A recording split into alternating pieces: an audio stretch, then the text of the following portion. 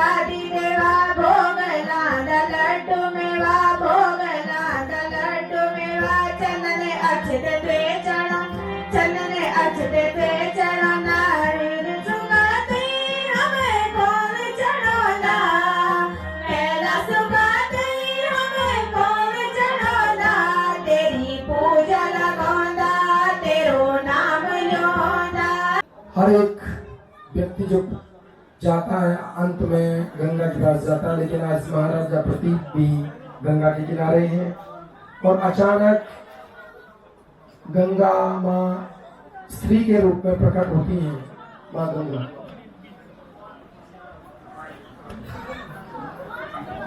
और ये देखिए बोलो गंगा मैया की। और गंगा माँ आकर के महाराजा प्रतीक के दाहिने जो जंगा है जंगा में बैठ गई है। तो हे सुंदर पुत्री, तुम कौन हो? मैं जनक की पुत्री गंगा हूँ।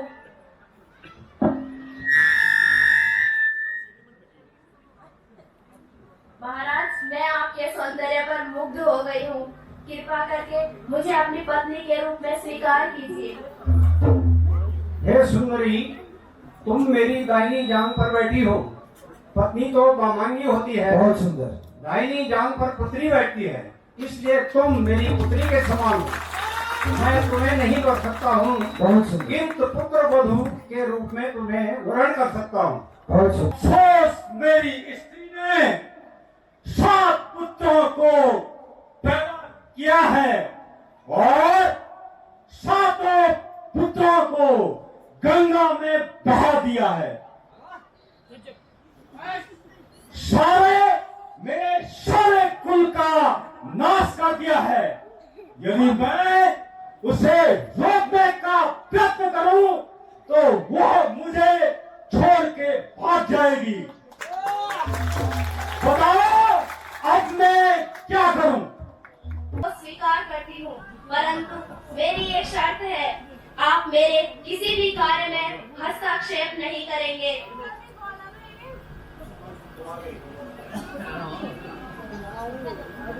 रानी, तुमने मेरे 7 पुत्रों को गंगा में बहा दिया है और अब 8वें बालक को भी गंगा में बहाने जा रही हो।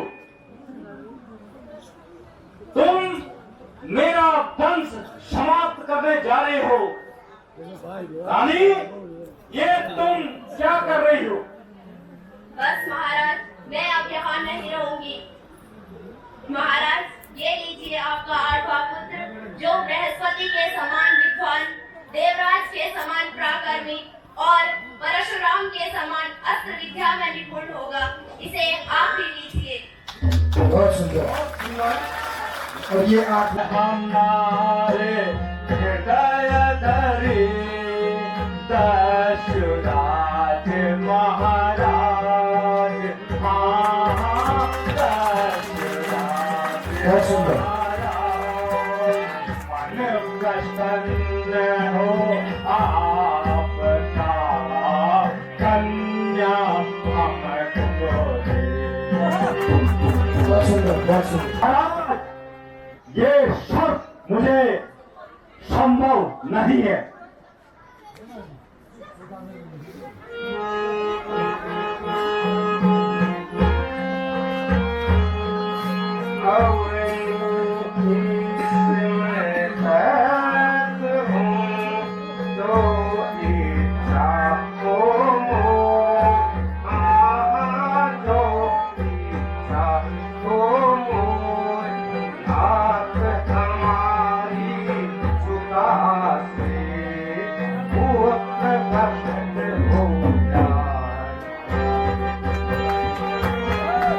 ये आपकी शर्त मुझे स्वीकार नहीं है।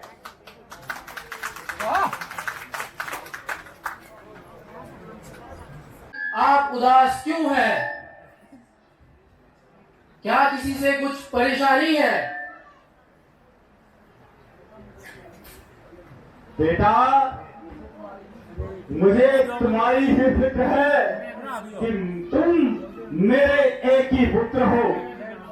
मेरे मरने के बाद सही कठिनाइयां आएंगी, क्योंकि क्षत्रिय वंश का जीवन अल्प होता है। तुम्हारा मन हमेशा लड़ने में लगा रहता है। मुझे इस बात की चिंता सता रही है कि तुम अकेले हो। था जिनका नाम वेद व्यास ऋषि पराशर से, ऋषि पराशर और सत्यवती का मिलन हुआ था, मैंने बताया था। तो अब हमारे पास जो सत्यवती है, सत्यवती अपनी सहेली से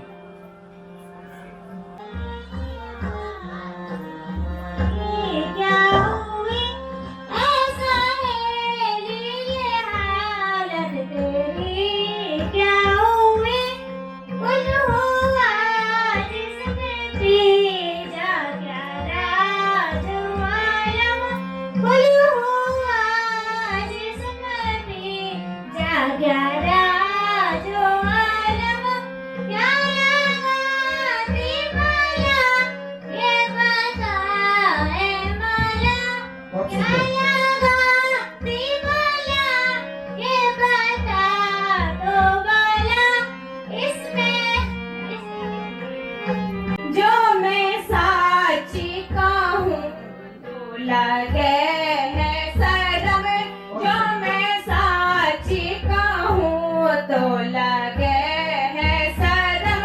झूठे बोलूं तो तूने खिलाई कसम, झूठे बोलूं तो तूने खिलाई कसम। राजा शकुन नदी के किनारे पे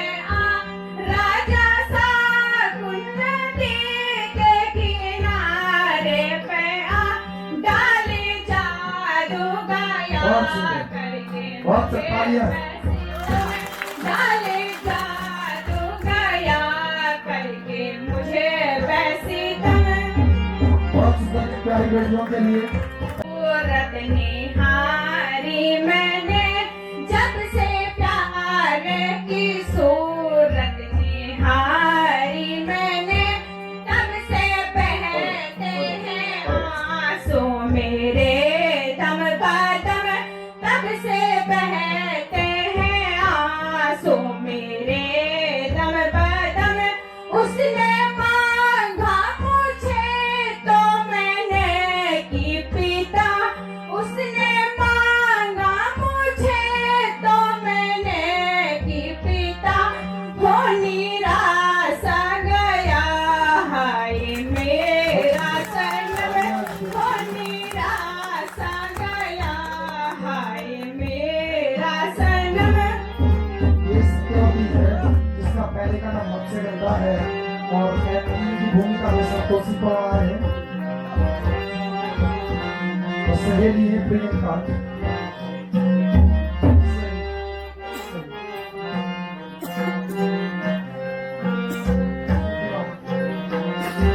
क्यों दीवानी सिरन किसी बात करे, क्यों दीवानी सिरन किसी बात करे। तुझे दुनिया में रुसवा कर ही नहीं, तुझे दुनिया में रुसवा कर ही नहीं। जहाँ जाए पिता वहाँ जाना पड़े, जहाँ जाए पिता वहाँ जाना पड़े।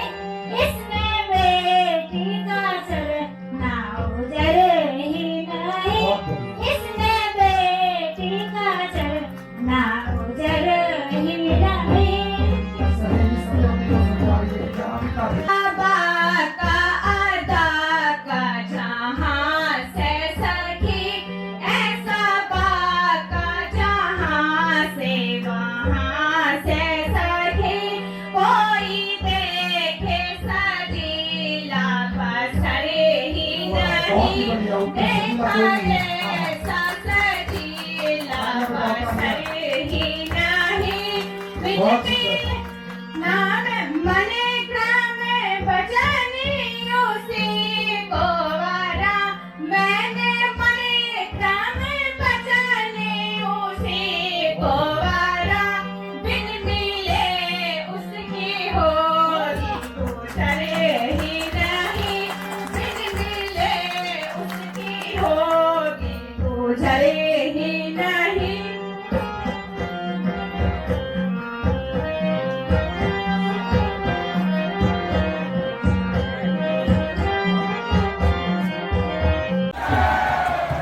बहुत सुंदर। देखो नरेश वहां भी है और यहाँ भी देखो, द्वापर में भी वो नरेश और इस कलयुग में भी वो काली मठ के नरेश हमारे बड़े भाई हैं। तो जोरदार तालियां आशीर्वाद जी ले। और ये तीनों कन्याएं हैं सामने, तीनों कन्याएं बगल पे, इनका विवाह होना है।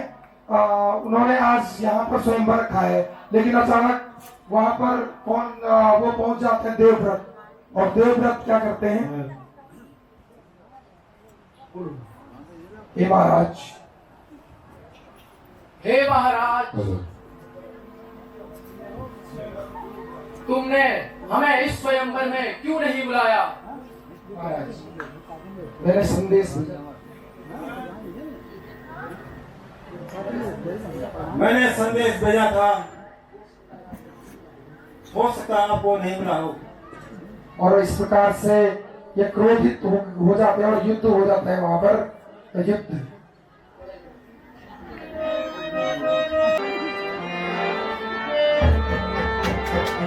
बहुत जोरदार था, बहुत सुंदर। काशी के नरेश देखो, और देवव्रत में जो बहुत बड़ा योद्धा था।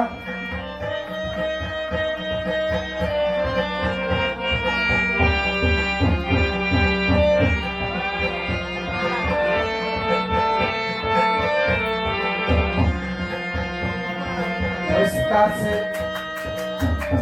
तीनों टीका और अंबालिका को लेकर के काशीराज की तीनों लड़कियों का हरण करके वो अपने हस्तिनापुर ले जाते हैं। और इस प्रकार से माता जी प्रणाम। मैं 3 राजकुमारियों को लेकर आया हूँ। मैं 3 राजकुमारियों को लेकर आया हूँ। बहुत सुंदर।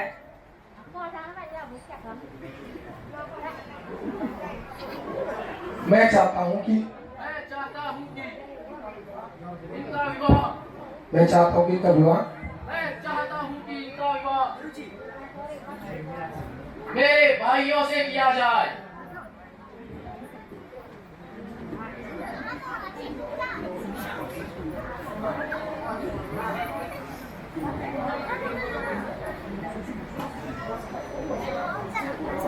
महारानी, मैं पहले से दूसरी राजकुमारी को चाहती हूँ।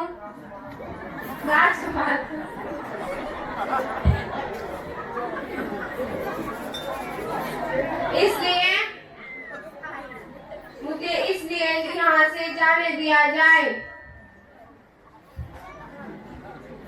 ये नहीं हो सकता है, ये नहीं हो सकता है।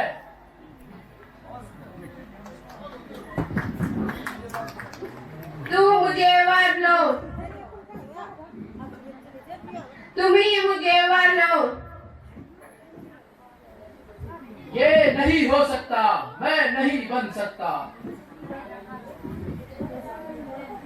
तो ऐसा है महाराज, आने वाले समय में मैं तुम्हारे मौत का कारण बनूंगी। ये अम्बा जो है बाद में शिखंडी बनती है। जब महाभारत का युद्ध होता है ये भस्म हो जाती है। भगवान शिव से वरदान लेती है कि मैं ऐसा बनाओ मुझे कि मैं भीष्म से क्या लूं, भीष्म से बदला लूं। तो बात अब ये दोनों कन्याओं का विवाह एक जिस तरीके से यहाँ पर होता है चित्रांगद और विचित्र वीर्य से होता है। विचित्र वीर्य से दोनों कन्याओं का एक साथ विवाह होता है। विचित्र वीर्य है। हाँ, तो इन दोनों कन्याओं का विवाह होता है। और लेके चले जाओ।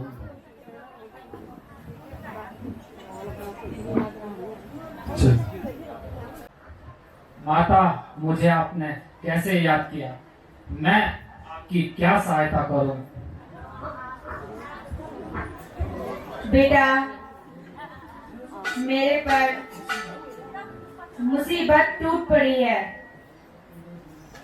मेरे दोनों भाई स्वर्ग को सुधार गए हैं और देवव्रत राज नहीं करना चाहता।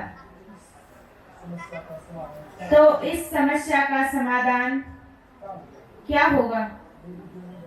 मेरी दोनों बहुएं विधवा हो गई हैं।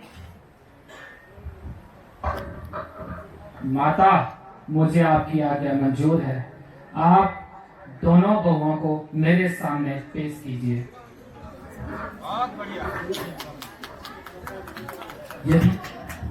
यदि दोनों बहुएं नग्न अवस्था में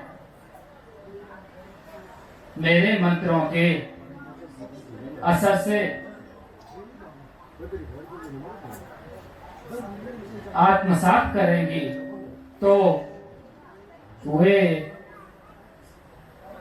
गर्भ धारण कर सकती हैं और आपका वंश आगे बढ़ सकता है।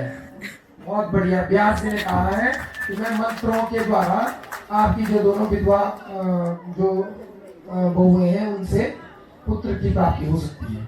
अब हे मेरी प्यारी बहुओं, अब तुम्हारी परीक्षा का समय आ गया है, क्योंकि ये पूरा राजा के हीन हो चुका है। इसलिए मैं वेद व्यास के पास गई और उन्होंने एक उपाय बताया है। यदि तुम नग्न अवस्था में वेद व्यास जी के सम्मुख जाऊंगी, तुम्हें संतान की प्राप्ति होगी। यदि इस वंश को आगे बढ़ाना है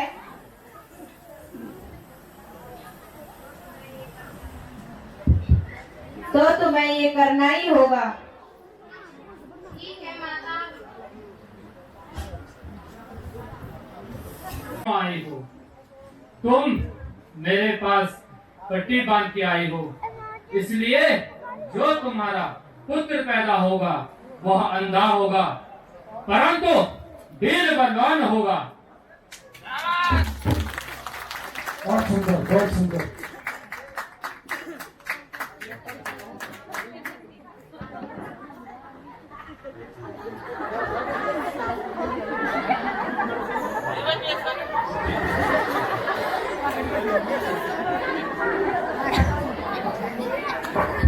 इस तरीके से पहली जो बहू होती है अंबिका, वो पट्टी बांध के जाती है तो उसकी संतान अंधी होती है। और उसका नाम बताओ तो, बताओ, परसों बताया था। धृतराष्ट्र होता है। कौन होता है? हाँ, धृतराष्ट्र होता है।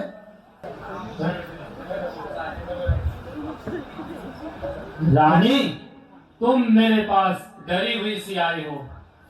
तुम्हारा मुंह डर से पीला पड़ चुका है, इसलिए जो तुम्हारा पुत्र पैदा होगा वह दुख से पीड़ित होगा, परंतु धनुर्विद्या और अन्य महान विद्याओं में सर्वज्ञानी होगा। तो इसलिए उनको देख करके वो डरते हैं और डर के वो पीली पड़ जाती है। और पीली पड़ जाती है तो उसका जो पुत्र होता है, कौन होता है? पांडु होता है। कौन होता है? पांडु। अभी आप देखिए, छुप छुप के गई, लेकिन देखा उसने ये तीसरी थी, ये उनकी बहू नहीं थी, उनकी दोनों बहुएं थी। आप जैसे मैंने कहा है आप वैसे ही मेरे सामने आई हो, इसलिए तुम्हारा पुत्र वीर और विद्वान होगा। और ये जो तीसरी पुत्री है, तीसरी जो बहू नहीं थी, ये उनकी दासी थी। और दासी ने छुप के सुना कि भाई उनकी, जब वो अपनी सास बात कर रही थी सत्यवती दोनों बहुओं से कि ऐसा ऐसा करना है, तो वो छुप के गई और उनको भी आशीर्वाद मिल गया। इस प्रकार से व्यास जी, और इनका कौन पुत्र होता है? विदुर।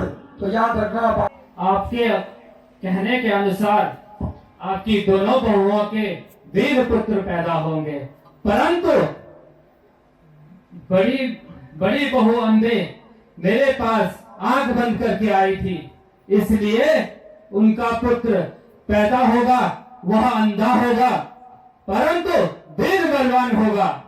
और छोटी रानी बहुत सुंदर। मेरे पास डरी हुई सी आई थी, इसलिए उनका जो पुत्र होगा वह रोग से पीड़ित होगा, परंतु धनुष विद्या में विद्वान होगा। बहुत सुंदर।